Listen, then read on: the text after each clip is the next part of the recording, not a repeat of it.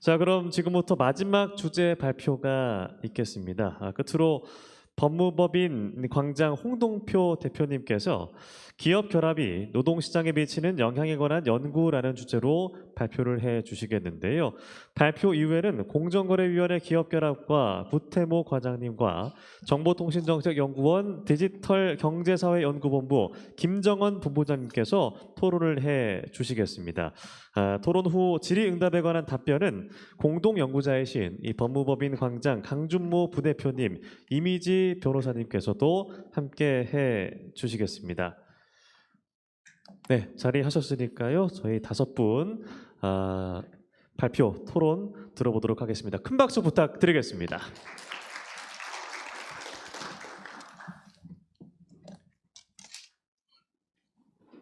제가 오늘 발표해드릴 제목은 기업 결합이 노동시장에 미치는 영향에 관한 연구입니다. 먼저 발표에 앞서서 이 자리를 마련해 주신 관계자 여러분께 감사의 말씀을 드리고 싶습니다. 말씀드린 것처럼 이 연구는 저와 강준모 박사, 이미지 변호사가 같이 공동 연구를 했고요. 오늘 발표는 제가 드리고 사전에 저희가 받은 토론에 대해서 두 공동 저자가 토론을 해드릴 예정입니다. 기본적으로 이 연구는 서베이 연구라고 보시면 되겠습니다. 저희가 어떤 특별한 주장을 담기보다는 그 진행되고 있는 논의를 정리했다는 그 연구로 이해해 주시면 좋을 것 같습니다. 연구의 배경하고 기업 결합 심사 시 노동시장을 고려할 필요성이 어떤 건지, 그 다음에 심사를 할 경우에는 노동시장에서 관련 시장 획정, 경쟁 제한성, 효율성 평가하는 그 방법론이 어떤 것들이 있는지에 관한 그 검토를 했고요. 그 다음에 관련돼서 그 우리나라 미국 유에서 기업 결합 심사 기준이 있는지, 없다면 어떤 걸 좀 참고할 수 있는지 이런 것을 했고, 실제 사례와 몇 가지 결론을 제시했습니다. 연구의 배경은 노동시장에서의 경쟁을 제한하는 행위에 대해서 규제하자는 논의는 특히 미국에서 진행되고 있습니다. 특히 바이든 정부 이후에 노동시장에서의 경쟁을 제한하는 행위, 대표적으로 이제 요새 핫하게 하고 있는 것이 이제 non-poaching agreement, 그러니까 한국말로는 뭐 스카우트 금지, 뭐 고용 금지 조항 뭐 이런 것들이 있는데요. 이 분야와 또 하나 또 핫하게 되고 있는 것이 바로 기업 결합 이슈인 것 같습니다. 배경은 이 데이터들을 보니까 기업 시장에서 기업들의 집중도는 높아지고 마진은 높아지는 반면에 그 노동 임금 상승률이라든지 노동소득 분배율 같은 것은 반대로 움직이고 있다, 나아지고 있지 않다. 그러한 데이터에서 이제 현상에서부터 이제 문제 의식이 있는 것 같습니다. 바이든 행정부나 또는 FTC 리나칸 위원장, DOJ 칸터 차관보 등등이 이제 연설문 같은 걸 보면 노동시장에서의 경쟁을 제한하는 행위에 대해서 강력한 집행을 하겠다는 의지를 보여주고 있습니다. 실제로 DOJ하고 FTC는 노동시장에서의 경쟁 제한 행위, 구체적으로는 기업 결합을 하려면 어떻게 해야 되느냐에 따라서 수차례 이제 워크숍이나 이제 의견 조회를 하고, 실제 2003년 금년도에 그 머저 가이드라인 드래프트 초안을 발표를 하게 됩니다. 고려 필요성에 대해서 먼저 말씀드리고요. 노동시장에서 시장 지배력에 대한 이론적 논의입니다. 그러니까 시장 지배력이라 하면 상품 시장에서는 얼마나 비용보다 얼마나 많이 가격을 높였냐가 이제 쉽게 해서 이제 시장 지배력이 되는 거고, 마찬가지 논의로 노동시장에서는 그 노동자가 생산한 분량이 있을 텐데 그거와 임금과 비교해서 차이가 얼마나 나냐. 노동자가 100만큼 했는데 임금은 뭐 80만큼 준다. 그럼 그 차이만큼을 지배력이라고 하고요. 그걸 이제 이 경제학 용어에서는 마크다운이라는 표 씁니다. 노동시장에서 시장 지배력을 형성하는 두 가지 원인이 있는데, 하나는 그 일자리 탐색 가구 매칭 과정에서 생겨나는 마찰, 프릭션에 의한 지배력이고요. 또 하나는 노동시장에서 구조.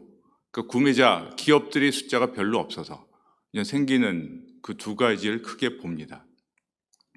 그 이외에 최근에 진행된 논의는 비핵심 업무를 아웃소싱하는 소위 이제 피셔링 이슈, 경업 금지, non compete agreement와 같이 다른 직장 선택을 제한하는 계약 조건의 확대, 직종에 필요한 자격증 제도의 증가 등등이 시장 지배력을 더 높이게 한다라는 연구들도 있습니다. 기업 결합 심사가 기존에는 주로 대부분 상품 시장에 집중되었는데, 그럼 왜 그랬느냐, 왜 노동 시장에 대해서는 상대적으로 덜 관심을 갖게 했는지에 대한 배경을 보면, 첫 번째로는 소비자 후생 원칙에 초점을 둔 그 경향입니다. 경쟁법 집행의 이전 추세였는데, 기본적으로 기업 결합을 통해서 상품 가격이 얼마나 올랐느냐를 이제 중심으로 보았던 것이죠. 원재료 같은 경우, 노동 같은 경우에도 해서 노동시장에서 지배력이 높아져서 임금을 적게 들여서 고용을 할 수 있다. 그러면 결국에는 그게 상품 가격을 낮추는 거 아니야? 그럼 소비자들 좋잖아? 이제 이런 어떤 접근으로 인해서 상대적으로 관심을 덜 받게 된 거고, 두 번째는 노동시장이 상품시장에 대해 경쟁적이라는 인식들이 있었던 것 같습니다. 노동자들은 그 직업을 찾기 위해서 좀 자유롭게 이동이 가능하고, 노동시장의 지배력이 존재한다고 해도 그것은 시장 구조라기보다는 그 마찰, 아까 말씀드린 이 직장을 찾는 데 들어가는 이 마찰에 의한 것이다 라는 인식이 있었던 것 같고, 그런데 이제 최근에 그러한 게 잘못된 인식이었다라는 여러 가지 실증적인 연구들이 나타나고 있습니다. 또 하나는 경쟁법에 노동자를 보호할 수 있는 다른 법령들이 존재한다. 노동법이나 근로기준법에 따라서 이제 노동조합 활동이 이제 적극적이고 최저임금도 있고, 이제 그러니까 노동자를 보호할 수 있는 다른 제도들이 있다라는 이제 생각들을 했었는데, 최근의 자료를 보면 노동조합 활동이라는 조직률 같은 게 떨어지고, 연구에 따르면 최저임금 제도 이제 실질적인 효과가 없다라는 연구들이 나오고 있는 것 같습니다. 또 노동시장과 관련된 경쟁법 소송에서 실무적인 어려움 등등으로 인해서 기업결합 심사가 상품 시장에 주로 집중됐던 것 같습니다. 경쟁 제한성에 대한 최근의 논의가 있는데, 특히 아까 말씀드린 것처럼 미국 행정부나 바이든 행정부나 DOJ나 FTC에서 이 노동시장과 관련된 이 자료들을 낼 때, 또 기관장들이 연설을 할 때 꼭 인용되는 논문들입니다. 그러니까 이제 논의만 되다가 실증적인 연구들이 서포트가 되니까 좀 더 적극적으로 이제 경쟁법을 집행하는 추이인데, 어떻게 읽는지 모르겠지만 아자르라고 읽겠습니다. 아자르의 이제 연구자들이 한 연구에 따르면, 그러니까 온라인 채용 정보 사이트에서 이제 자료와 또 정부 자료 등등을 이용해서 한 것은, 결론부터 말씀을 드리면 노동시장에서 시장 집중도가 미국에서 굉장히 높다. 그 다음에 집중도가 높아질수록 실질임금은 떨어진다 라는 연구들을 발표하게 되고요. 이 위에도 몇 개 대표적으로 인용되는 연구들이 있는데 결론은 똑같습니다.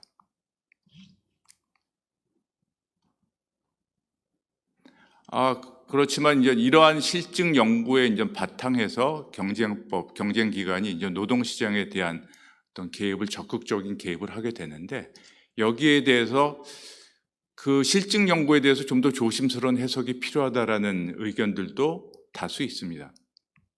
노동시장의 실증 분석의 편의를 위해서 연구자들이 하는 건데, 특히 관련 시장 획정 관련돼서 이게 경쟁법에서 얘기하는 relevant market과 연구자들이 하는 시장 획정, 그러니까 뭐 업종이나 또는 통근 지역, 상품 시장 획정에서는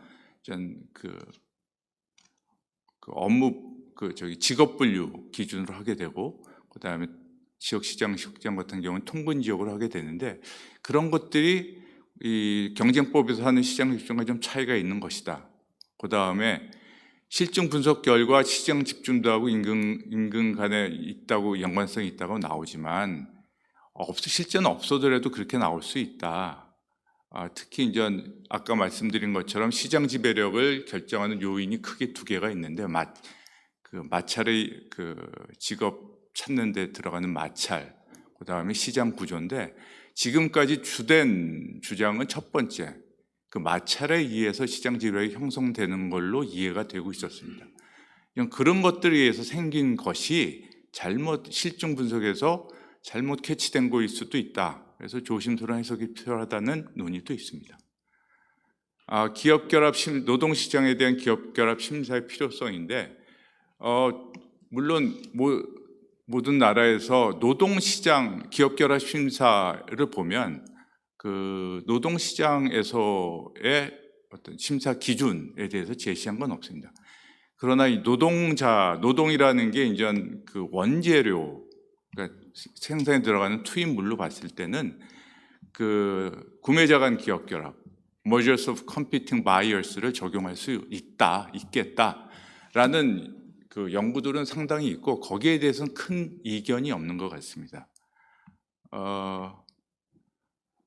특히 그렇지만은 이제 그 선별 기준이 제한된 지금 경쟁 당국이 하는 일이 너무 많은데 그 제한된 인력과 시간을 가지고 기업 결합 심사를 하는데 모든 사건에 대해서 지금처럼 상품 시장도 하고 또 노동 시장도 하고 다 하는 건 좀 문제가 있겠다라는 이제 지적들이 있고 그러면은 어떤 경우에 어떤 사건에 대해서 노동 시장에서의 그 심사 시장을 획정한다든지 제한성을 판단하든지 그걸 해야 되느냐라는 논의들이 이제 여기 있습니다.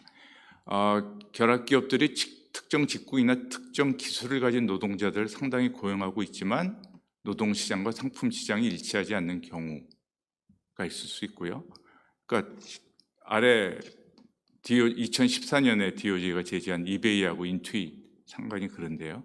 전혀 하는 업종은 다릅니다. 그런데 두 회사가 고용하는 공통된 그 고용자들이 있는 거예요.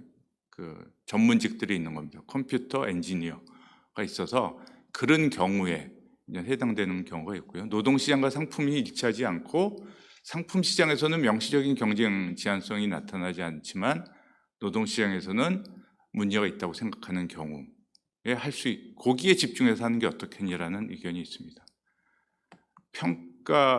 실제 그리고 노동시장에서 관련 결합 심사를 했을 때 어떤 방법론을 써야 되느냐? 결론부터 말씀드리면 상품 시장에서 사용되는 방법론을 기본적으로 적용하되 노동시장의 특성을 조금씩 반영하면 좋겠다라는 의견이 있는 것 같습니다. 관련 상품 시장을 획정할 때 상품 시장에서는 SSNIP 테스트를 하죠. 프라이스가 있는데 노동 시장에서는 프라이스 대신 웨이지 쓰자라는 얘기를 하고 그게 SSNRW 또는 웨이지 갖고 되겠니? 그러니까 노동자를 받는 게 임금 말고도 다른 혜택들이 있으니까 그걸로 하자. 그게 이제 컴펜세이션인 것 같습니다. 관련 지리적 시장 획정은 기본적으로는 통근 지역, 그러니까 커뮤팅 존, 출퇴근하는 데 들어가는 지금 현재 하는 그 지역을 고려해서 하자라는 게 기본적인 것 같고요. 단 직종의 특성을 고려해서 조정해 보자라는 의견이 있는 것 같습니다. 경쟁 제한성 테스트 방법도 마찬가지인데 상품 시장에서는 잘 알고 계시겠지만 UPP 테스트라는 걸 하고 있습니다. 그러니까 두 기업이 결합했는데 한 기업이 가격 오르면 당연히 그 기업의 상품 수요는 줄지만 그 이탈된 줄어든 상품 수요가 있는데 일부가 다른 결합 기업 상품으로 가서 그 상품을 사니까 그만큼 회수되지 않니? 그러면 그 회수되는 양이 클수록 가격을 인상하려는 인센티브가 크다라는 게 UPP 테스트인데 또 거의 똑같은 논리를 상품 임금 인하 압력, 다운월드 웨이지 프레셔라는 걸 이제 적용을 하게 됩니다. 공식도 보시면 전환율에다가 마크다운을 쓰죠. UPP는 전환율에다가 마크업을 쓰는데 기본적인 아이디어는 똑같습니다. 그 두 기업이 결합했는데 한 기업이 임금을 낮추면 당연히 고용제 떠나가는데 그 떠나간 노동자들을 그 다른 결합 기업에서 고용을 하면 그 간 기업에서는 아까 말씀드린 마크다운을 실현할 수 있는 거죠. 그냥 기본적으로 그런 아이디어를 이용해서 이제 DWP 테스트라는 걸 이용하자는 겁니다. 효율성 판단은 마찬가지로 당연히 임금 인하 우려가 있다고 할지라도 다른 생산성 향상이나 등등으로 인해서 임금을 올려줄 수 있는 그 효율성 효과가 있으면 인정하자라는 기본적으로 같은 이해로 보시면 되겠습니다. 각국의 기업 결합 심사인데요. 여기서 봤던 것은 아까 말씀드린 것처럼 직접적인 노동시장 심사에 대한 직접적인 언급은 없지만 그건 없지만 그 구매자 간에 그냥 기업 결합을 할 수 있다라는 내용들이 있고 그러면 그 기업을 봤을 때 특히 이제 저희가 관심을 갖고 봤던 것은 그 경쟁 제한성 평가를 하는데 최종재 시장 상품 가격에 미치는 영향을 고려하느냐 안 하느냐로 봤습니다. 그게 국가마다 좀 차이가 있어서 우리나라 같은 경우에는 상품 시장에서 결합 기업 심사 방법을 적용한다라는 얘기가 있고 거기 방금 말씀드린 최종재 상품 가격에 대한 영향은 특별한 언급은 없는 걸로 이해하고 있습니다. 미국 같은 경우에는 분명합니다. 상품 시장 원자재에서 예를 들어서 임금이 인하됐을 경우에 상품 최종재 가격 우리는 고려하지 않는다라는 얘기를 하고 있고요. 아까 말씀드린 올해 발표된 머저 가이드라인 드래프트에서도 그러한 입장은 변함이 없습니다. 근데 유럽은 좀 다릅니다. 유럽은 그 경쟁 제한 효과, 임금 인하가 예를 들어서 결합으로 인해서 임금이 인하됐을 경우에 상품 시장에서 그 인하된 임금으로 인해서 상품 가격이 떨어지면 그걸 효율성 효과로 봐서 효율성 효과, 경쟁 제한 효과 비교하겠다라는 입장입니다. 국내 사례 분석을 말씀을 드립니다. 결론부터 말씀을 드리면 물론 내용을 보면 노동시장과 관련된 이슈들이 있지만 그렇다고 해서 모든 사례에서 노동시장을 별도로 획정해서 관련 시장 획정하고 제한성 해서 시정 조치 하지는 않았습니다. 그러니까 상품 시장에서 먼저 분석을 하고 거기서 경쟁 제한성이 있다고 봤을 때 그 상품 시장에서 관련된 또는 거기서 종사하는 그 노동자들에게 불리한 조건이 됐을 때 우려가 될 때 시정 조치를 한 걸로 이해하시면 됩니다. 미국에서 DOJ에서 했던 그 출판사 결합, FTC에서 했던 병원 결합 같은 경우는 그 칸 위원장이나 칸트 차관보가 연설할 때마다 우리 이거 했어 노동시장에서 할 때 대표적으로 인용되는 케이스입니다. 미국 출판사 같은 경우에는 1위 사업자하고 3위 사업자가 했는데요. 그 상품 시장을 베스트셀러가 예상되는 도서 출판권 시장이라고 하고 이 시장에서 상당히 경쟁 제한 우려가 된다. 또 해석이 그렇게 되면 작가들한테 불리하게 된다. 작가들이 덜 받게 된다. 그래서 문제가 있다라고 본 사건이고 이 사건은 기업 결합을 불허했습니다. 미국 같은 경우는 병원 결합인데요. 이건 투석입니다. 관련 시장을 외래 투석 서비스로 봤고요.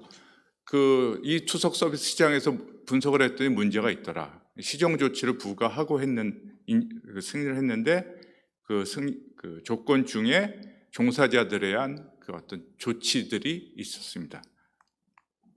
우리나라 그 요기요 배달의 민족도 마찬가지고 여기선 상품 시장을 배달앱, 음식 배달 대행 시장, 공유 주방 시장으로 했고 특히 집중적으로 배달앱 시장을 했고요.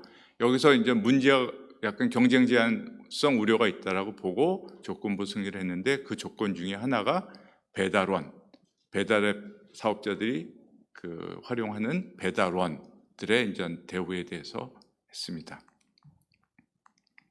결론을 말씀을 드리면 특히 이제 미국에서 이 이슈가 있었는데 특히 이제 관심을 갖고 했던 경쟁법을 집행했던 배경이 실증 연구, 그러니까 집중도와 임금 간의 노동소득 배분율 간의 실증 연구에 좀 참고해서 이루어졌는데, 저희가 국내 연구가 있는지 좀 리서치를 해봤는데 아쉽게도 좀 그런 게 덜해서 이게 이제 좀 더 관심을 갖고 좀 하기 위해서는 좀 더 필요하지 않을까라는 생각을 했고요. 노동시장에서 관련 시장 확정과 경쟁 제한성을 판단하는 방법론은 상품 시장에서 응용했던 것을 인용해서 하면 되겠다라는 연구들이 있었고요. 있을 경우 결합 심사가 만약 진행될 경우에 노동시장에서 구매자 간 기업 결합 심사 기준을 적용하면 되겠는데, 그 국가별 특히 미국과 EU에서의 큰 차이는 저희가 봤을 땐 상품 시장에서의 가격에 미치는 영향을 어떻게 고려할 건가 말 건가로 이제 좀 구분이 되는데 차이가 있는데, 저희도 그런 거에 대해서는 약간 사전에 가이드라인 같은 게 주시면 좋겠다. 그 다음에 사례를 보더라도 노동시장에서 어떤 조치를 했다고 하더라도 저희가 검토한 사건에서는 노동시장을 따로 획정하고 경쟁 제한성 따로 심사하고 그러진 않았던 것 같습니다. 말씀드린 바와 같이 상품 시장에서의 우려가 있을 때 그 업종에서 종사하는 분들에 미치는 영향을 고려해서 시정 조치를 취한 걸로 알고 있습니다. 그 얘기는 그러면 앞으로 향후 노동시장에서 기업 결합 심사를 좀 하겠다, 그런 한다면 그러면 다 할 수는 없는 거다. 들어오는 건마다 다 하기는 어려운데 선택과 집중을 해야 될 것 같은데, 어떤 사건에 대해서 사전에 스크린을 할 것인가라는 그런 논의는 좀 더 필요하지 않나라는 생각을 해봤습니다. 끝인데 감사합니다.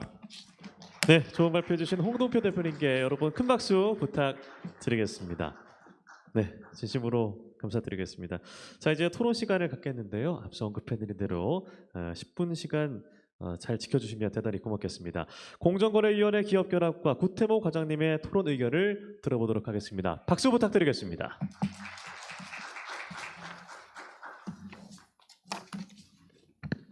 네, 안녕하세요. 저 공정거래위원회 기업결합과장 구태모입니다. 우선 좋은 주제로 발표를 해주신 우리 홍동표 박사님 발표를 잘 들었습니다. 본 주제를 저희 이제 주제를 듣고 이제 어떤 토론문을 작성을 하기 전에 공정위가 이제 그간에 이제 노동시장에 대해서 기업결합 심사할 때 어느 정도 고민을 했는지 좀 되돌아봤었습니다. 근데 아쉽게도 공정위에서 그렇게 노동시장까지 면밀하게 분석했던 사례들이 많지는 않았었고요. 근데 이제 한 가지 좀 생각을 해볼 수 있었던 것은 2019년에 현대중공업이 대우조선해양 기업결합을 시도할 때 공정위 세종청사 앞에 거제에 있는 많은 노동자들이 파업을 하러 왔었습니다. 그 사례가 이제 떠오르면서 그때 이제 처음 이제 공정위에서도 이 기업결합 문제가 소비자들, 기업들 간의 문제만이 아니고 노동조합과의 문제도 관련성이 있구나라는 것을 좀 몸소 깨달았던 계기가 되었던 것 같습니다. 그리고 그 다음 연도에 있었던 대한항공, 아시아나항공 간의 기업결합, 이 이슈에 있을 때도 항공 관련 노조들에서 많은 입장문들을 내고 최근까지도 계속 어떤 입장문을 발표하고 있는 것으로 알고 있는데요. 이런 사례들을 보면 노동시장이 분명히 이제 기업결합에서 영향을 받는 것이다, 그런 것을 생각을 해볼 수 있었었고요. 그 다음에 이제 2021년에 공정위가 배달앱 관련된 기업결합 심사를 한번 했었습니다. 이제 해당 건에서 구체적으로 노동시장을 별도로 획정을 하지는 않았지만 유력한 두 배달앱 플랫폼 간의 기업결합이 있을 때 배달 노동자들에게 부정적인 영향을 미칠 것이다라는 그런 판단 때문에 근무 조건이나 이런 것들을 불리하게 변경하지 말 것을 시정 조치에 넣었던 적이 있습니다.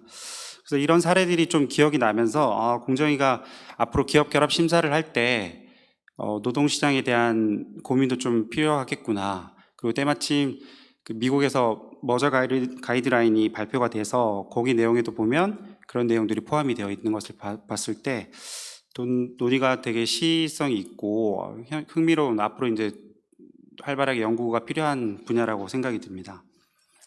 그래서 저희는 이제 사실 심사를 실무 처리하는 기관이다 보니까 실무에서 이제 어떤 부분을 좀 다뤄야 될지 사실 좀 숙제를 한다라는 생각으로 하나씩 좀 생각을 해봤습니다. 그래서 저희가 이제 요 내용을 다루면서 앞으로 공정에서 심사를 만약에 하게 된다면, 그리고 기준을 만들게 된다면 각 파트별로 어떤 부분을 고민을 해야 될 것인지 그런 것들을 좀 개괄적으로 고민해 본 것을 소개해 보겠습니다. 우선 가장 첫 번째로 관련 시장 획정 문제인데요. 기업 결합 실무에서 이제 가장 중요한 것은 시장 획정입니다. 기본적으로 이제 상품 시장에서는 스닙 테스트를 많이 할 것인데 이제 노동 시장에서는 SSNDW 이런 방법들이 많이 제한이 되고 있더라고요. 이제 아이디어는 동일하기 때문에 이 방법을 차용을 하면 충분히 유사한 효과를 분석을 할 수 있을 것 같고, 다만 이제 한 가지 고려를 해볼 부분은 이제 이 분석 방법에 따르면 임금 이외의 다른 근무 조건이나 그다음에 노동자의 이직 의지와 같은 주관적인 요소들을 고려하기는 쉽지가 않겠다. 특히 상품에서도 상품 시장에서도 상품 간의 가격 외의 다른 요소들이 분명히 있겠지만 노동 시장에서는 특히 이런 인간의 주관적인 감정이 되게 중요하게 들어가기 때문에 이런 부분에 대한 고려를 어떻게 보완할 수 있을지에 대한 고민도 좀 필요할 것 같습니다. 그리고 이제 다른 방법으로 유사 직군을 어디까지 볼 것인가, 이런 방법으로 시장을 획정해보는 방법이 있을 것입니다. 이건 직관적이고 간단한 방법일 수가 있겠는데요. 통계청에서 발표하고 있는 한국 표준 직업 분류라는 것이 있습니다. 이거는 이제 ILO에서 발표하고 있는 국제 표준 직업 분류를 기초로 만들었기 때문에 국제적으로도 통용이 될 수가 있는 거고요. 기본적으로 5개 직업 코드를 세분을 해서 분석을 하고 있습니다. 의사라는 직업을 예로 들면 기본적으로 이제 전문가 직종에 포함이 되어 있고, 그 다음에 보건사회복지 및 종교 관련직, 그 다음 의료 진료 전문가, 그 다음 전문의사, 그리고 마지막으로 내과 전문의사, 이런 식으로 이제 분류가 깊게 들어갑니다. 그러면 이제 이런 직업 분류 코드를 봤을 때 내과의사, 외과의사 이 두 직군 간에는 대체성이 당연히 직관적으로 어려울 것으로 생각해 볼 수 있고, 그러면 이제 뭐 별도의 노동시장으로 획정할 수 있겠다는 것은 충분히 인지를 할 수 있을 것입니다. 근데 이런 전문 직종이 아닌 단순 노무직의 같은 경우에는 조금 주의를 해야겠다는 생각이 들더라고요. 예를 들어서 이제 우편 집배원이나 택배원, 음식 배달원 이런 직군은 다 이제 가장 작은 세부 코드에서는 별도의 직군으로 분류는 되어 있지만, 이런 저숙련직 노동자들 간에서는 사실 특별한 이제 전문성을 요구하지 않기 때문에 충분히 대체 가능한 인력으로 볼 수가 있을 겁니다. 그렇기 때문에 어떤 직군, 어떤 직종에서 살펴보느냐에 따라서 이 직업 분류 코드를 어느 단계까지 유사 직군으로 묶을 수 있을지 그런 것들 고민이 좀 필요할 것 같습니다. 사실 실무에서 모든 분석을 다 SSNDW 이런 방법으로 분석하기는 쉽지가 않을 거기 때문에 이거는 직종 코드를 통한 분석을 기본적으로 차용을 하고 그 다음에 경제 분석은 보완적으로 하는 아이디어를 생각을 해볼 수 있을 것입니다. 그리고 이제 뭐 지리적 시장 문제나 그 다음에 이제 상품 시장과 노동 시장이 또 괴리가 있을 때 이런 부분도 고민을 해볼 수가 있을 것 같은데요. 지리적 시장 경우에 기본적으로 노동자들은 이동성이 되게 높아서 전통적으로 노동 시장의 범위가 되게 넓을 것이다라는 생각이 많이 있었는데, 최근 연구 결과에 따르면 오히려 이제 노동 시장의 범위가 지리적 범위가 더 좁다라는 연구가 더 많이 있습니다. 노동자들이 통근 시간이나 그다음에 이제 직업 탐색 범위 이런 시간들을 고려를 할 때 지리적 시장은 좀 더 좁게 획정될 가능성이 있고, 이런 경우에는 관련 기업 결합으로 인한 노동 시장에서의 시장 집중도가 더 높게 분석이 될 수 있겠다라는 생각이 들었습니다. 그다음에 다음으로 이제 그 시장 지배력 측정 관련해서 생각을 해볼 수 있는 것은 뭐 기본적으로 이제 실무에서 가장 많이 보는 것은 그 상품 시장에서 점유율을 그리고 매출액 그다음에 생산 능력 뭐 이런 지표들을 많이 보고 있는데요. 이 노동 시장에서도 비슷하게 볼 수 있을 것 같습니다.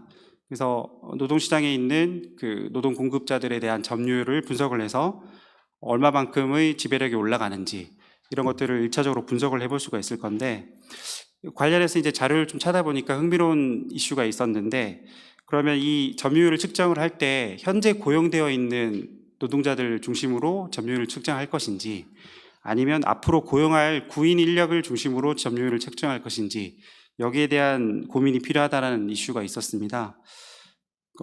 관련해서 이제 깊은 연구를 찾아보지는 못했지만 이제 고용 인원에 대한 구인 점유율을 계산을 하게 되면 이게 기업의 성장률 지표랑도 관련이 있고 이직 가능성과도 관련이 있기 때문에 좀 더 유용한 점유율 측정 효과를 나타낼 수 있다 이런 얘기들이 있었습니다. 참고를 해볼 수 있는 주장인 것 같은데 사실 기업의 그 내부적인 구인 의사를 다 이 당국에서 더 확인하기가 쉽지가 않기 때문에 실제 실무에서 얼마만큼 활용할 수 있을지에 대해서는 좀 의문점이 들었습니다. 그다음 세 번째로 경쟁 제한성 평가 부분인데요. 기본적으로 지금 전제가 수요 독점, 노동시장에서 수요 독점이 발생했을 때 이럴 때 이제 기업 결합 심사를 좀 더 노동시장에 접근을 해서 봐야 된다 이런 아이디어일 것인데요. 그러면 이제 노동시장에서 그 공급자 그 공급자들 측에서도 노조 간에 이제 그 단체 협약을 맺어서 쌍방 독점을 형성하는 경우도 있을 겁니다.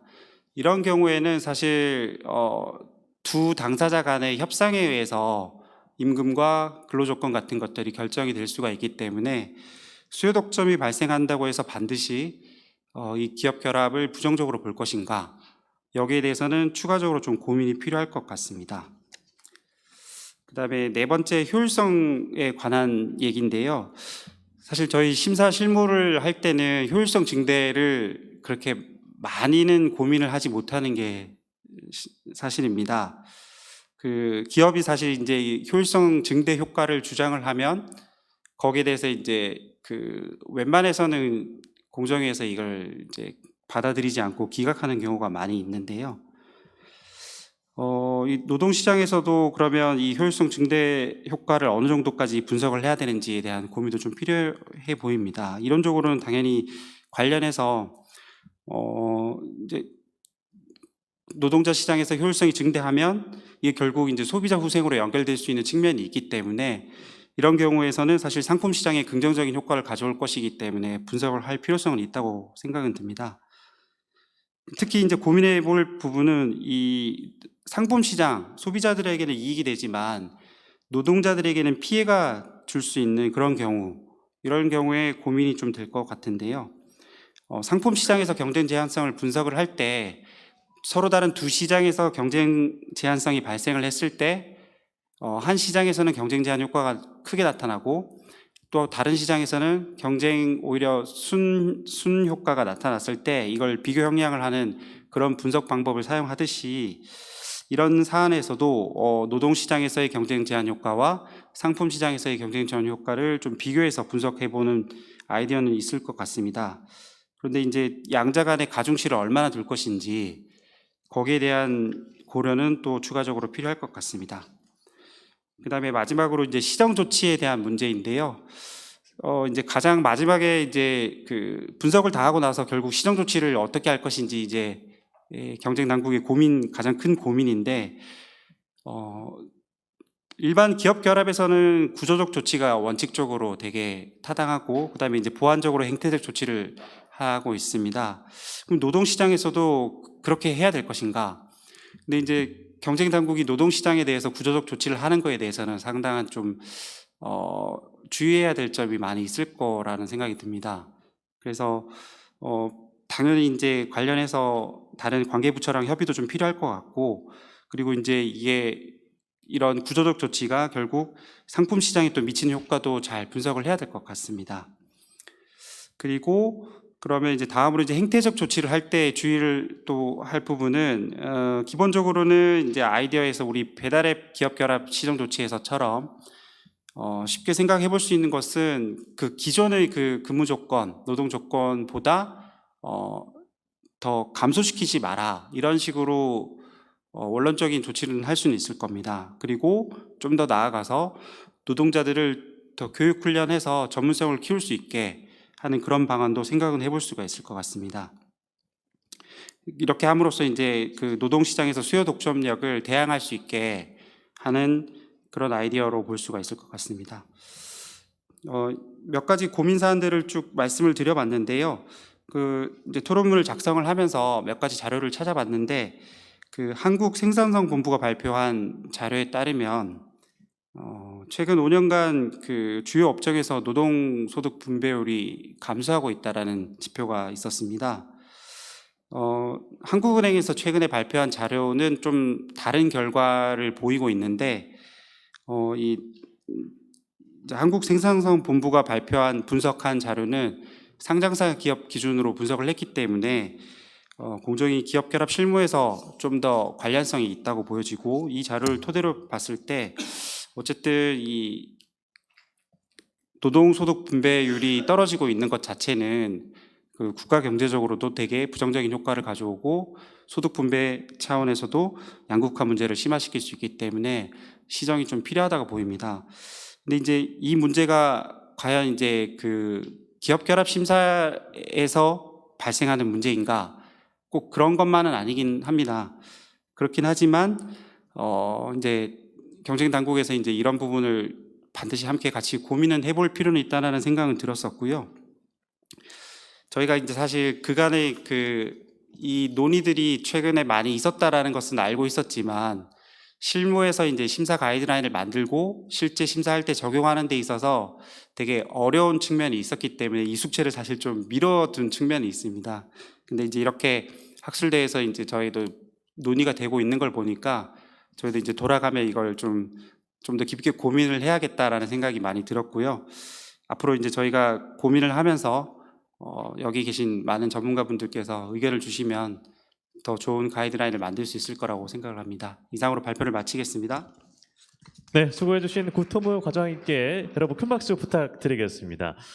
네, 감사합니다. 그럼 이어서 정보통신정책연구원 디지털경제사회연구본부 김정원 본부장님의 토론 말씀 들어보도록 하겠습니다. 박수 부탁드리겠습니다. 네, 반갑습니다. 정보통신정책연구원의 김정원입니다. 먼저 좋은 자리에 초대해 주셔서 감사드리고요. 이 시간이 많이 지났기 때문에 조금 빠르게 간략하게 토론을 하도록 하겠습니다. 홍동표 박사님의 기업 결합이 노동시장에 미치는 영향에 관한 연구 최종 결과 발표 잘 들었습니다. 많이 공부가 됐고요. 홍 박사님께서도 말씀을 하셨는데 우리나라에서 이제 기업 결합이 노동시장에 미치는 영향에 관한 연구를 찾아보기 힘들다. 뭐 이런 측면에서 본 연구가 그 자체로 상당히 의의가 있다. 이렇게 생각을 하고요. 연구 내용 측면에서도 뭐 이론적 검토라든가 사례 분석 이런 부분들이 향후 우리 경쟁 당국이 노동시장에서의 경쟁 제한 효과를 판단하는데 상당히 뭐 좀 참고할 수 있는 그런 자료가 되지 않을까 이렇게 생각됩니다. 연구보수 그 자체로 상당히 훌륭하다고 생각되는데 개인적으로 조금 이제 추가적으로 좀 생각을 하거나 조금 보완을 했으면 하는 부분 이런 거에 대해서 몇 가지 말씀드리려고 하는데요. 사실 저는 이 전공 분야가 공정거래나 경쟁 이슈 쪽은 아니라서 이 토론 그 내용 자체가 전문성이 조금 떨어질 수 있을 거라고 생각을 하고요. 그래서 이제 조금 뭐 얘기하는 부분이 마이너한 부분일 수도 있고 제가 조금 잘못 이해한 이런 부분일 수 있다라는 점 미리 말씀드리고 그런 부분에서 양해를 좀 구하겠습니다. 먼저 이제 2절 기업결합 심사 시 노동시장 고려 필요성 관련해서 기업의 노동시장 지배력에 대한 이론적인 검토 그리고 기업결합 심사에서 노동시장이 주목을 받지 않았던 배경 노동시장의 시장 지배력에 대한 최근의 논의 이런 부분들을 이제 검토하면서 사례를 들어서 노동시장에서의 경쟁 제한성을 검토할 당위성 등 이런 부분에 대해서 이제 논의를 하고 있는데요. 여기서 이제 몇 가지 조금 이제 논의가 됐으면 하는 부분을 말씀드리면 먼저 기업 노동시장 지배력을 완전 경쟁 시장에서 형성되는 임금 수준보다 낮은 임금을 지급할 수 있는 기업의 힘 이렇게 정의하고 이 탐색과 매칭의 마찰과 수요 독점을 노동시장 지배력이 발생할 수 있는 주요 원인으로 이렇게 들고 있는데요. 탐색과 매칭 마찰이라는 거는 사실 기업이 스스로 만들어낼 수 있는 요인은 아니다라고 생각을 하고요. 그런 측면에서 이제 노동시장 지배력이 원인이라기보다는 노동시장 지배력이 발생할 수 있는 환경 아니면 어떤 특성 이렇게 이제 언급하는 것이 좀 타당하지 않을까 이런 생각을 하고요. 탐색과 매칭의 마찰이라는 것이 이제 노동시장의 특성으로 인해서 기업과 노동자 모두에게 외생적으로 주어진 환경 이렇게 봐야 되기 때문에 이 노동시장 지배력 발생의 필요 조건이지 충분 조건은 아니다 이렇게 볼 수 있을 것 같다고 생각을 하고요. 노동자들이 이제 직업을 탐색하면서 겪게 되는 탐색 비용 그리고 정보 비대칭성 문제는 기업들이 역시 노동자들을 고용할 때 똑같이 이제 마주하는 부분이라고 생각을 합니다. 기업이 이제 노동자 능력에 대해서 노동자보다 적은 정보를 가지고 있고 그리고 고용을 진행함에 있어서 비용도 역시 발생을 한다라는 거죠. 노동자 측과 기업 측의 취업 또는 고용을 위한 탐색 비용이 같다면 서로가 동의하는 양면 시장의 특성상 기업이 반드시 시장 지배력을 갖게 된다고 볼 수 없다 이렇게 생각을 하고요. 탐색과 매칭의 마찰로 인해서 양면 시장인 노동 시장에서 기업이 시장 지배력을 갖기 위해서는 비단 노동자 측에서 발생하는 탐색 비용이 있다라는 부분에 더해서 기업에게 발생하는 고용 탐색 비용이 노동자들보다 상대적으로 낮다 이런 부분에 대해서 좀 논의가 있는 게 좀 필요하지 않을까 이렇게 생각되고요. 둘째, 그 수요 독점력 다른 보고서에서 보면 수요 독점력이 다른 이제 두 기업을 예를 들어서 수요 독점이 더 높은 기업이 그렇지 않은 기업보다 낮은 임금을 설정하고 이로 인해서 이제 노동자원 배분 효율성이 저해될 가능성 이런 부분을 이제 언급을 하고 계시는데요.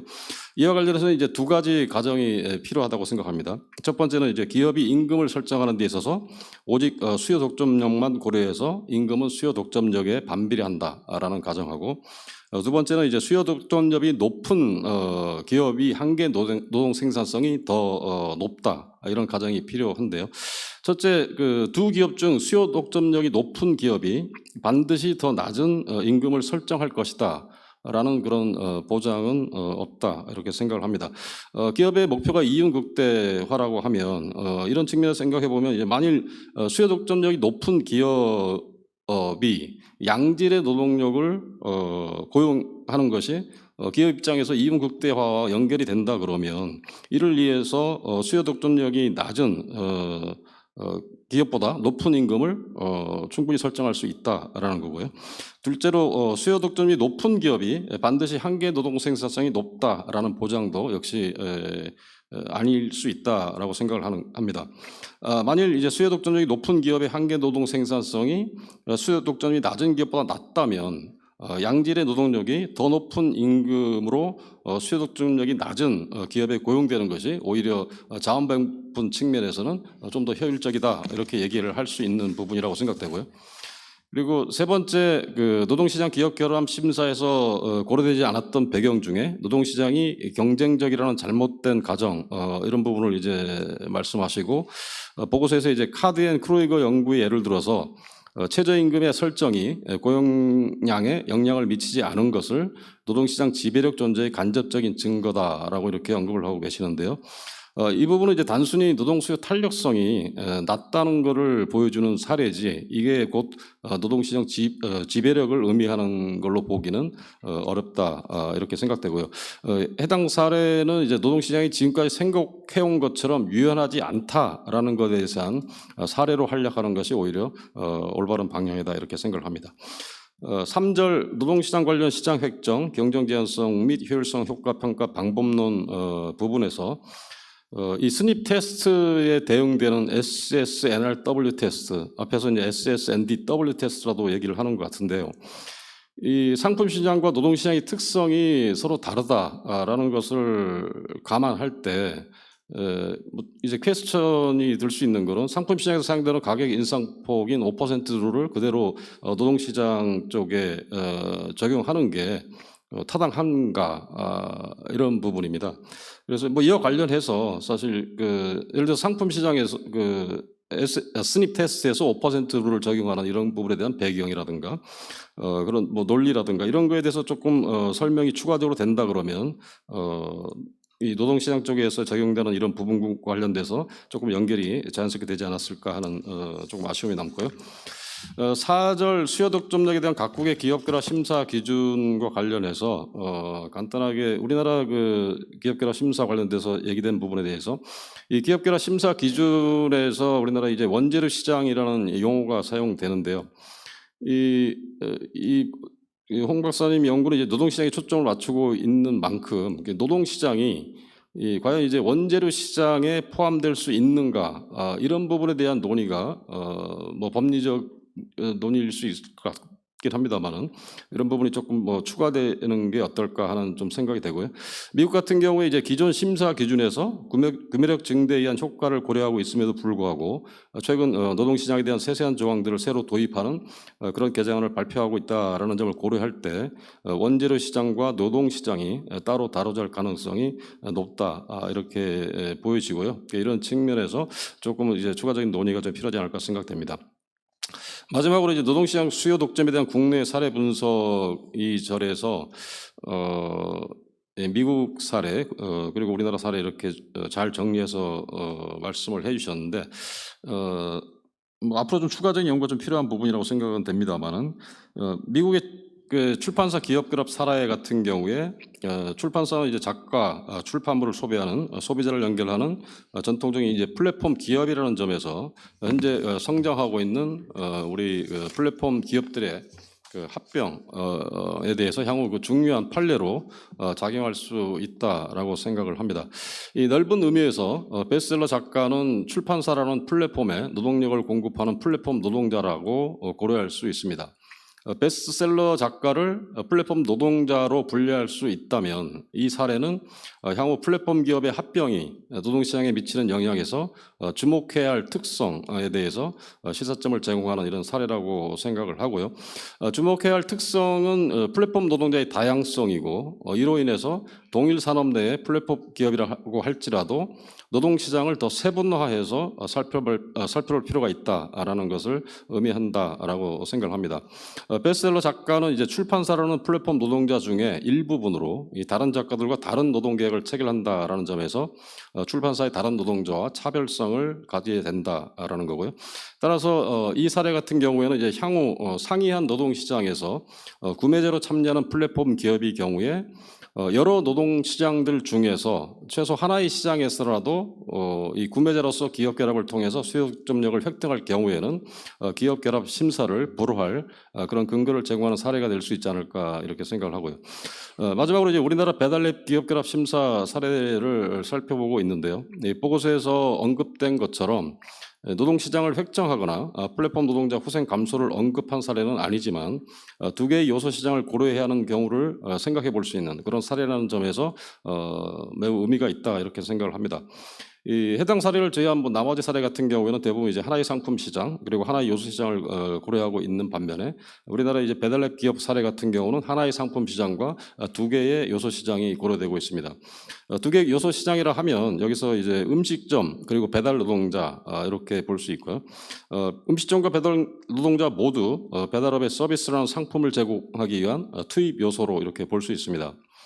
기업 결합 후에 다수의 요소 시장에서 수요 독점력을 획득할 경우 두 요소 시장의 수요 독점력이 어떻게 작동되는지 이런 부분에 대해서 고려해봐야 할 필요성이 있다라고 생각을 하고요. 기업 결합 이후에 수요 독점력의 행사가 하나의 요소 시장에만 집중되거나 뭐 다수 시장에서 이제 골고루 이제 또 나타날 수 있는데 예를 들어서 이제 기업 결합 후에 음식점에만 높은 수수료를 부과하고 배달 노동자의 임금에는 영향이 없거나 음식점의 수수료는 영향이 없지만 배달 노동자의 임금이 큰 폭으로 떨어지는 이런 경우는 최소 하나의 요소 시장에서만 수요 독점력 행사가 집중되는 경우라고 볼 수 있는데 이 부분도 이제 앞에서 말씀드린 것처럼 기업 결합을 불허하는 것이 올바른 방향이다 이렇게 판단이 되고요. 마지막으로 이 사례에서 이제 흥미로운 점은 음식점이 소비자이자 노동자 역할을 한다라는 점입니다. 음식점들은 이제 수수료를 지불하고 플랫폼 기업의 네트워크를 사용한다는 점에서 플랫폼 기업 서비스 소비자이지만 플랫폼 기업의 입장에서는 음식점 역시 플랫폼 기업의 투입 요소가 됩니다. 이러한 점에서 음식점들을 플랫폼 기업의 노동력을 제공하는 노동자로 분류해야 할 것인지가 좀 불분명하고, 만약 기업 결합으로 인해서 음식점들에게 부과하는 수수료가 증가할 경우에 이를 노동자 후생 감소라고 봐야 하는지, 아니면 상품 시장에서 소비자 후생 감사라고 봐야 할 것인지에 대한 이슈가 존재할 수 있을 것 같습니다. 이러한 이슈들에 대해서는 앞으로 이제 추가적인 연구를 통해서 논의가 진행될 수 있으면 좋지 않을까 이렇게 기대해 봅니다. 네, 감사합니다. 네, 김정원 본부장님께 큰 박수 부탁드리겠습니다. 네, 말씀 잘 들었습니다. 그럼 플로석의 의견을 받아볼까 하는데, 혹시 질문 있으시면 손을 들어주시면 감사하겠습니다. 네. 마이크 버튼 여셔서요? 네, 마이크 슬슬 뚜껑을 여셔야 됩니다. 뚜껑을 여셔서 가운데 예, 버튼 누르시면 그 되겠습니다. 지금까지 이제 오늘 우리 네 세션을 제가 다 들었는데 너무 질문이 없어서 그래서 제가 좀 생동감을 불어넣기 위해서 질문을 좀 드리겠는데요.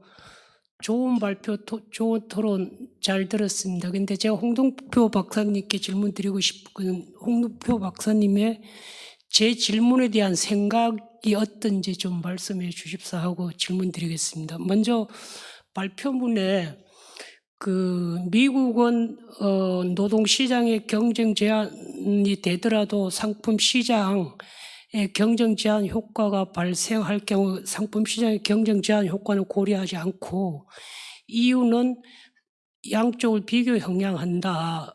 이렇게 이제 말씀하셨잖아요. 근데 사실 이제 미국은 뭐 그게 양면 시장이든 상하방 시장이든 IMEX 케이스에서 심지어 양면 시장조차도 비교 형량하지 않고 카드 가맹점 시장의 경쟁을 제한하면 시업업 반독점법 위반이다 이렇게 올라갔는데 대법원에서 양면을 다 비교 형량해야 된다고 하는데, 사실 양면 시장도 어렵지만 상하방 시장에서 상품 시장에서 소비자 효용, 상방 시장에서 노동자의 효용이 비교하는 것도 어려울 것 같은데, 우리 홍동표 박사님은 만약에 한국에다 공정거래위원회가 이 사건을 다루고 있다, 유사한 사건을, 그리고 미국식이 따라야 되는지 유럽식을 따라야 되는지 거기에 대해서 좀 의견을 말씀 좀 해주시면 고맙겠습니다. 네, 대표님 답변 들어볼까요? 아예 한 번에 질문을 받고 답변하시겠어요? 예. 또 질문 있으신 분 있나요? 네. 예, 안녕하세요. 저 법무법인 율촌의 황윤환 변호사입니다. 미국 기업결합 가이드라인이 최근에 이렇게 릴리스 돼가지고 거기에 노동시장 관련된 규정이 들어가서 정말 그 내용과 앞으로 평가가 어떻게 될지 굉장히 궁금했는데 오늘 발표와 토론을 듣고 많은 것을 배우게 됐습니다. 그냥 저는 간단하게 그냥 두 가지만 하나 그냥 좀 말씀드리고 싶은데요.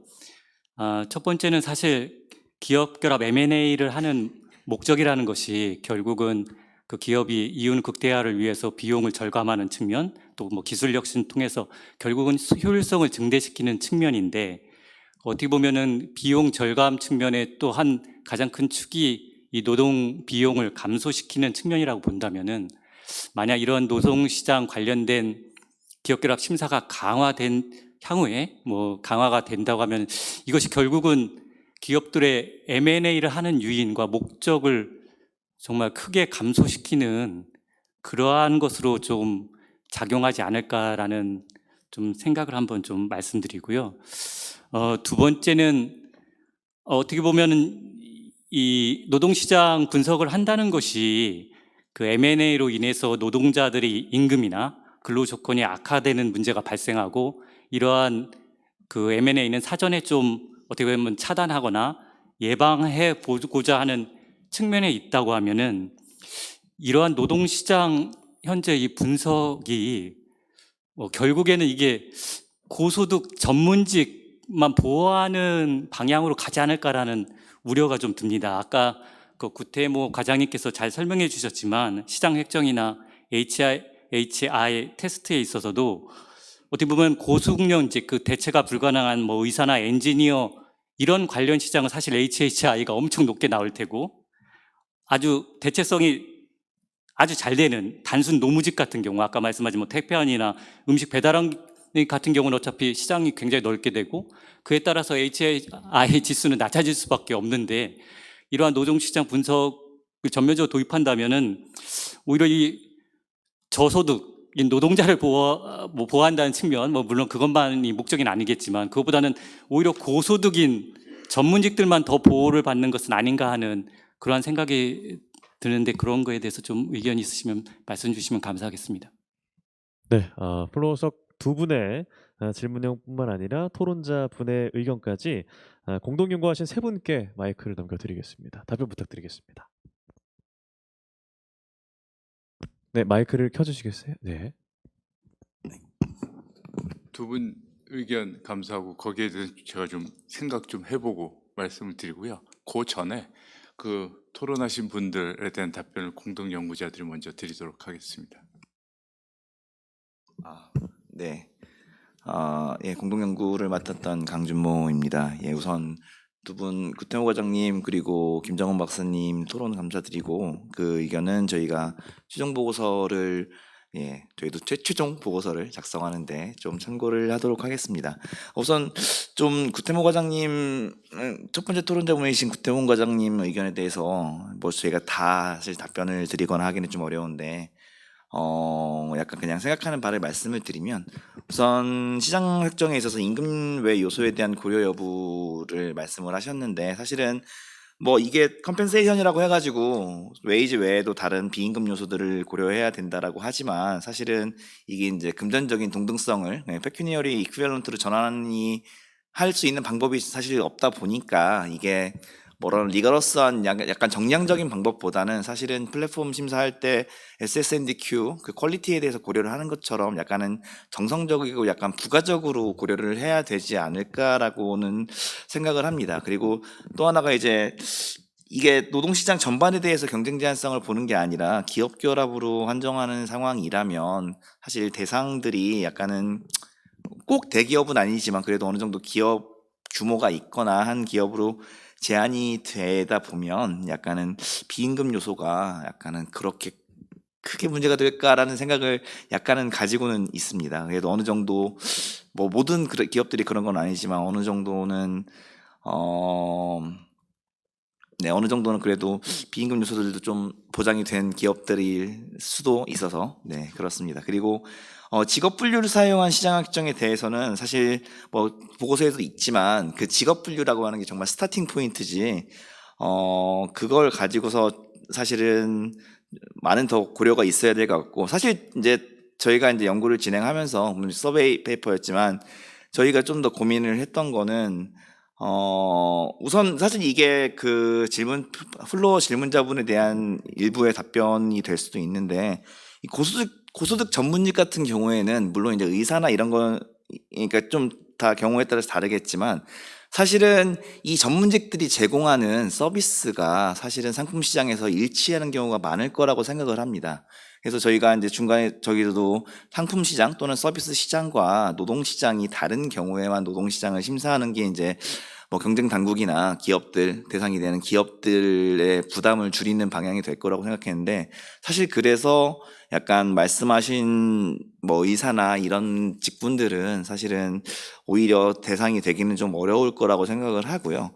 저는 오히려 그 릴레이션 스페시픽 인베스트먼트가 일어나는 그런 직종들이 있습니다. 그러니까 제조업 같은 경우에 예를 들어 생각을 해보면 아까 조선업 얘기하셨는데 이제 우리나라 표준직업 분류에서 용접원에 대해서 세사 분류를 가스 용접원, 전기 용접원, 기타 용접원 이렇게 나누고 있는데 사실 제조 현장에서 실제적으로 일어나는 거 보면 용접이 이제 조선업에서 특수 용접 뭐 일어나거나 아니면 뭐 수중 용접 같은 거 일어나고 하면은 사실 이 직업 분류와는 전혀 다른 기술 수준이나 숙련이 나타나게 되는데 그리고 이제 이런 것들이 반영이 돼야 된다고 보면 표준 직업 분류가 사실은 이 실무에서 그 실제적으로 M&A에서 이걸 보게 된다면 그 전혀 상관없는 유형의 그 약간은 시장 획정 고려 사항이 일어날 거라서 이 구체적인 고려 사항 결국은 케이스별로 달라지지 않을까라고 이제 생각을 좀 합니다.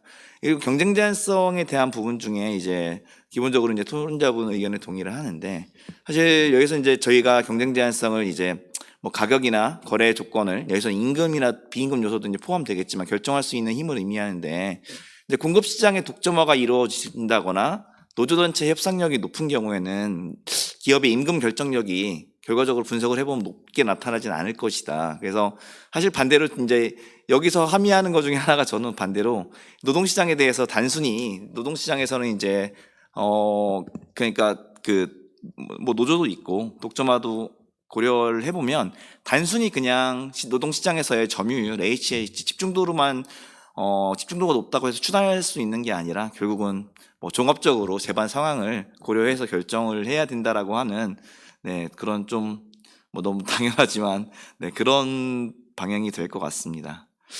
그래서 그리고 이제 뭐 다른 부분들은 뭐 좀 저희도 계속 고민을 해야 될 거고, 마지막으로 이제 과장님 의견 중에서 마지막 부분 중에서 이제 노동소득 분배율 감소에 대한 얘기가 있었는데, 사실 이게 저희도 이제 이 연구를 진행을 하면서 그러면은 미국에서 단순히 그냥 어떠한 이게 실무적으로 이제 기업 결합에서 어떻게 반영이 될 것이냐 말고, 사실은 그러면 노동소득 분배율이 왜 떨어지고 있냐라고 하는 연구들이 미국에서는 계속 뭐 10년, 15년 이렇게 넘게 나오면서, 그것의 중요한 이유 중에 하나가 결국은 노동시장에서 생각보다 이렇게 경쟁적이지 않다, 뭐 유연하지 않다, 그런 얘기들이 나왔기 때문에 이러한 것들이 고려가 되는데, 사실 우리나라에서는 그 노동소득 분배율, 여기서 이제 과장님께서 이제 한은에서 발표한 거는 오히려 올라가는 걸로 나왔다고 했는데, 사실 노동연구원이나 이런 데서 발표하는 걸 보면은 저도 이제 뭐 노동이나 그쪽 분배 관련한 전문가는 좀 아니지만 사실 저희도 약간 떨어지는 걸로 나타납니다. 근데 그 연구에 대해서 이제 후속 연구들이 왜 이거 일어난 거지라고 하는 후속 연구들이 미국에서는 좀 있는데 우리나라에서는 사실 없기 때문에, 이게 결국은 이 논의가 이루어지고 있는 게 사실 개인적으로는 좀 다른 정책에서도 비슷한데, 예, 이게 우리나라가 정말로 지금 이 노동시장에 대한 기업 결합에서 노동시장 영향을 보는 게 정말로 필요하다거나 우리나라에서 어떤 필요해서가 아니라 그냥 뭐 외국에서도, 가령 미국에서도 하기 때문에 이 연구를 시작하는 게 아닐까라는 약간 생각을 좀 개인적으로 했습니다. 그래서 사실은 그 배경이 되는 그런 학술적인 연구들도 사실 뭐 미국에서도 마찬가지로 그 문헌들 찾아보면 계속 그 얘기가 있는데, 산업조직론과 노동경제학이 분리되어서 연구가 되다가 이제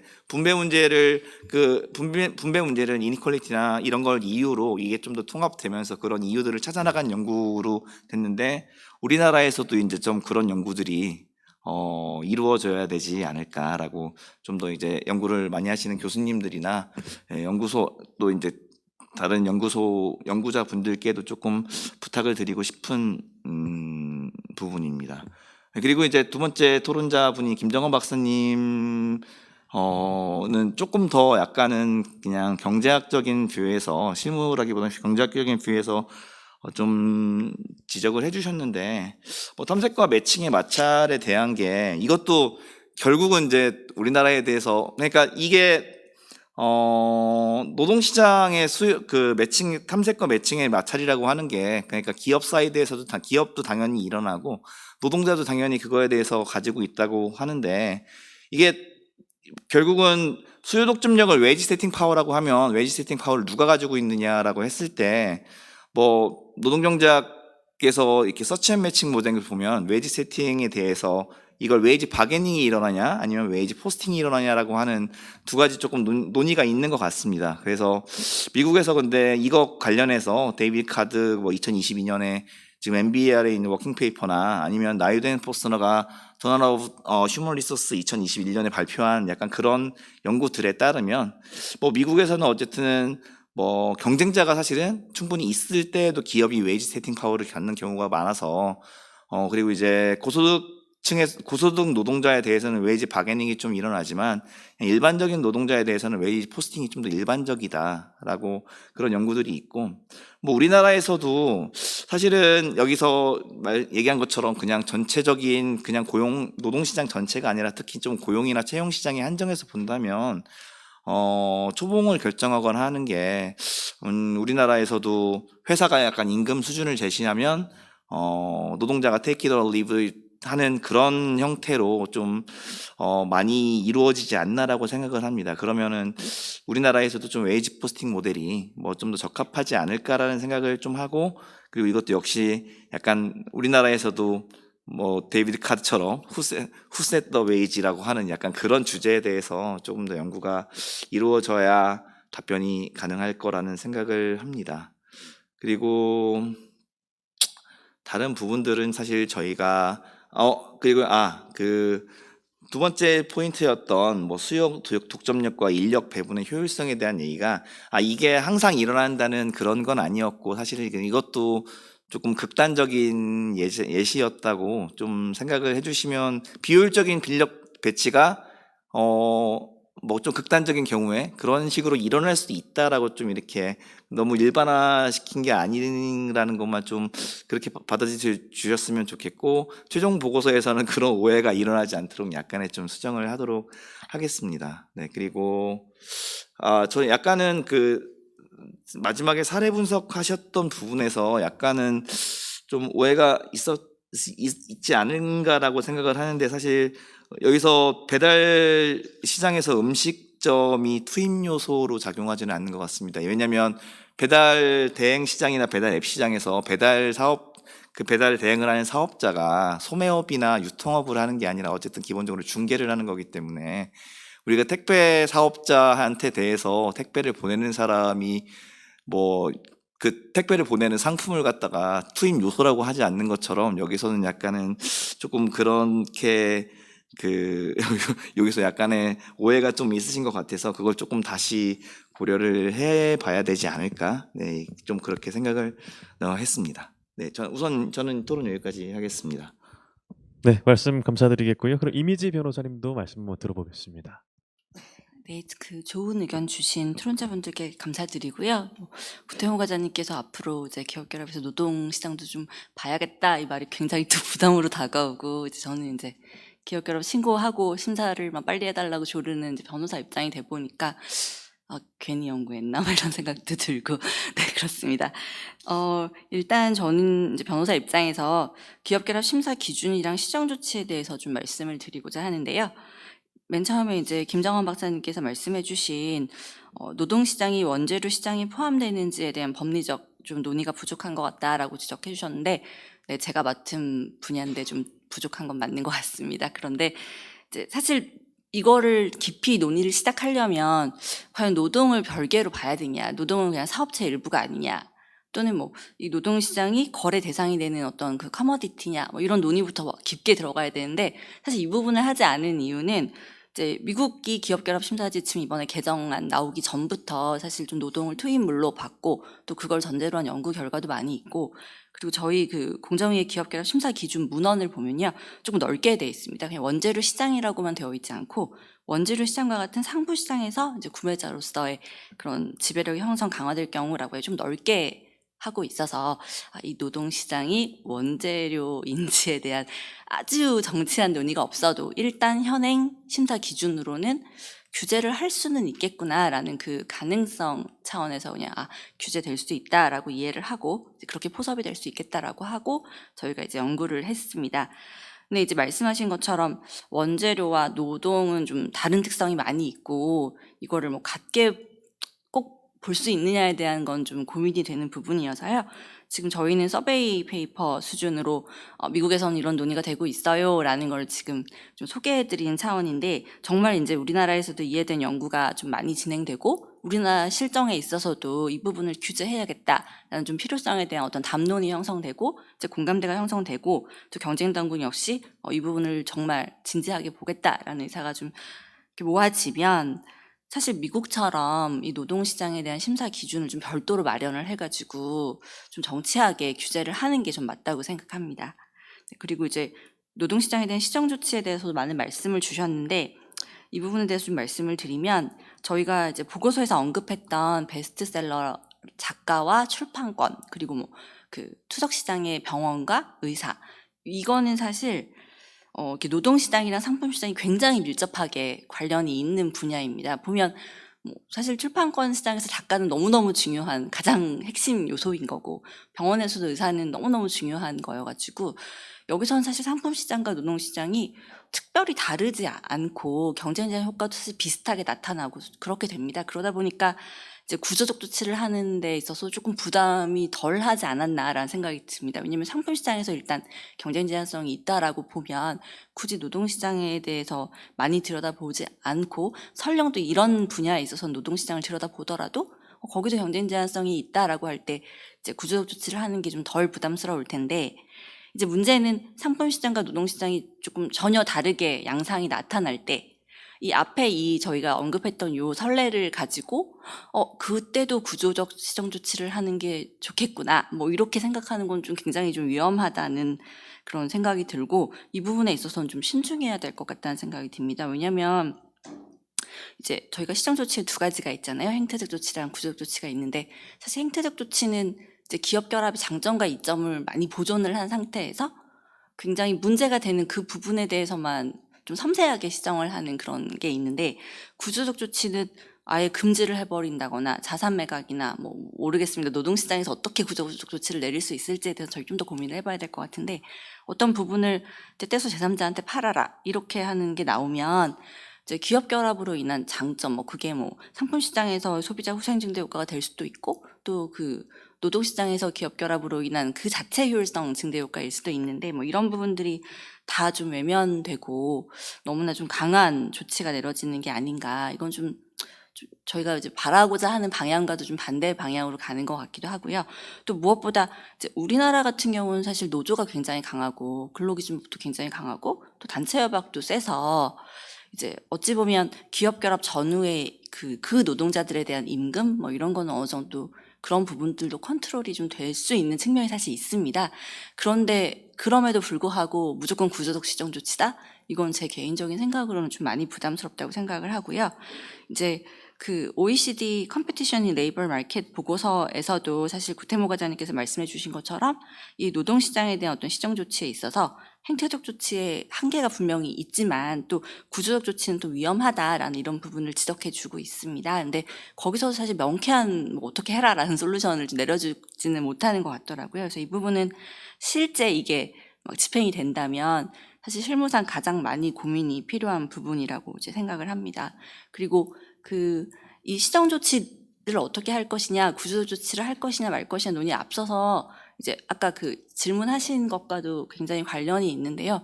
이제 미국과 유럽은 좀 그 효율성, 그다음에 그 상부 시장에 대한 경쟁성 평가에서 조금 차이가 있습니다. 미국은 아예 난 별개로 볼 거야, 나 한 면만 볼 거야, 좀 이런 입장이고 유럽은 골고루 보자라는 입장인데 사실 저희도 내부적으로 그런 얘기를 좀 해보다가 마땅히 결론은 내리지 못했고 우리 심사지침도 뭐 그런 부분에 대해서는 좀 명확하게 해주는 게 편하지 않을까라는 생각을 하고 좀 마무리를 했었었는데요.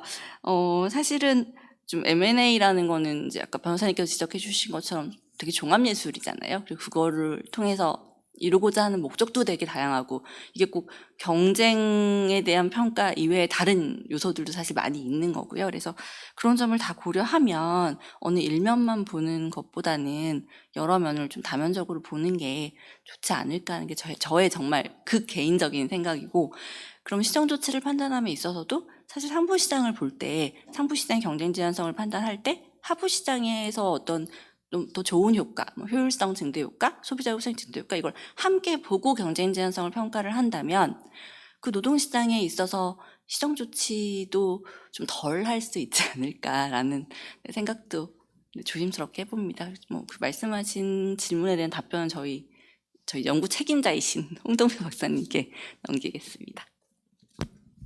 네, 홍 대표님께 마이크를 넘기겠습니다. 간단히 제 생각을 말씀드리겠습니다. 먼저 두 번째 질문부터 답변 드리겠습니다. 그러니까 그 기업의 부담, 추가적인 부담 또는 M&A 인센티브 감소할 수 있다. 노동시장까지 심사가 들어가면 상당히 시간과 그런 게 불확실성이 있기 때문에 그럴 수 있다고 봅니다.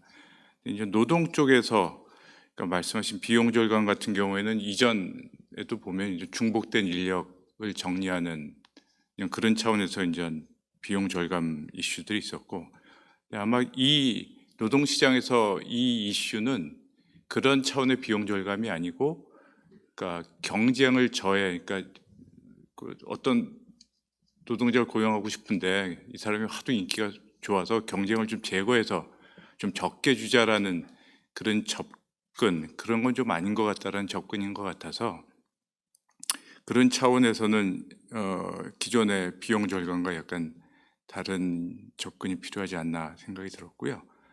노동시장 하면 고소득 전문직들을 위한 심사가 될 수 있다라는 말씀인데 저도 기본적으로는 아마 가능성이 그렇게 될 것 같습니다. 얼마 전에 미국 무슨 로펌에서 와서 방문해서 얘기하다가 이 출판사 사건을 얘기했었는데 그쪽 변호사들도 흥분하더라고요. 그러니까 그 사람들은 나보다 더 많이 버는데 왜 그래야 되니? 뭐 이제 이런 얘기를 했고, 근데 반면에 또 보면 저희 배달의 민족 요기요나 미국 그 병원 같은 경우에 보면 또 반드시 그런 것만 같지는 않습니다. 그러니까 기본적인 컨셉이 부의 소득의 재분배를 기업에서부터 노동자라는 관점에서 아마 접근하는 것 같고요. 그런 관점에서 접근하면 어떨까라는 생각이 들었습니다. 그다음에 말씀하신 그 미국으로 갈래, 유럽으로 갈래, 뭐 이 건데 그 원래 제 이해는 그렇습니다. 이 수요 독점, 그야말로 수요 독점, 구매자가 기업 두 개였는데 하나가 돼서 임금이 떨어지는 경우는 경제학으로 보면 노동의 수요가 줄고 임금이 줄어들어서 결국 그러니까 생산물 시장에서도 생산이 줄어듭니다. 그래서 가격이 오르는 거죠. 그러니까 근데 이제 그 유럽 쪽에서 얘기하는 효율성 효과는 반대적으로 생산물이 올라가서, 그러니까 이 노동에서 수요 독점에 의해서 임금이 떨어지는 경우는 쉽게 얘기하면 수요 함수가 왼쪽으로 가는 겁니다. 그래서 이제 그 가격이 올라가는, 생산물 가격이 올라가는 건데, 이 고려하겠다는, 유럽에서 고려하겠다는 효율성 효과는 제가 이해하는 결합으로 인해서 효율성을 위해서 공급이 쫙 오른쪽으로 가는, 공급 곡선이 쫙 오른쪽으로 가는 거죠. 그래서 둘 다 고려한다는 전제는 이 고용에 대한 수요 독점력으로 인해서 고용이 줄은 그 효과, 그게 공급 곡선 오른쪽으로 옮겨지는 거와 관련이 있다면 당연히 좀 보여야 되는 것 같고요. 그게 만약 별도로 이루어진다면 그리고 후자, 효율성 효과가 이 결합으로 인해서 노동 절감과 상관없지만 결합으로 인해서 효율성 효과가 너무 커서 쫙 생산이 쫙 가서 가격이 떨어진다 하면 그 시정 조치, 아까도 이제 여러 말씀해 주시던 것 같은데 행태적 시정 조치라는 것은 효율성 효과가 워낙 큰데 그걸 버리기가 아까울 경우에 문제되는 것을 거기에 대해서 조치를 한다는 차원에서는 해야 되는 게 아닌가. 그래서 말씀하신 거에 저의 생각을 말씀드리면 그 효과가 임금 저하 효과가 있고, 예를 들어서 그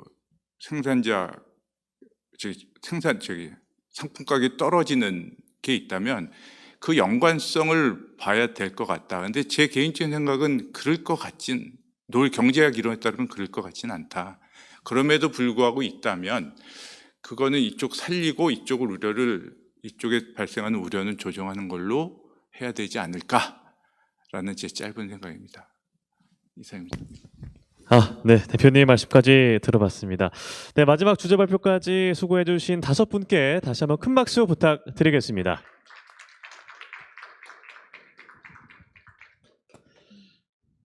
네, 정말 오늘 긴 시간 여러분 함께했는데요. 오늘 논의된 이 주제들이 향후 공정거래 관련 정책 수립과 이 다양한 경제사회 문제 해결에 큰 도움이 되길 기대해 보겠습니다. 앞으로도 저희 조정원에서는 공정거래 전문가분들과 함께 이 열린 논의의 장을 마련하기 위해 최선의 노력을 다하겠습니다. 그럼 이것으로 2023 공정거래 학술연구 지원 사업 최종 발표회를 모두 마치도록 하겠습니다. 다시 한번 이 자리에 참석해 주신 모든 분들께 진심으로 감사하다는 말씀 드리겠습니다. 고맙습니다.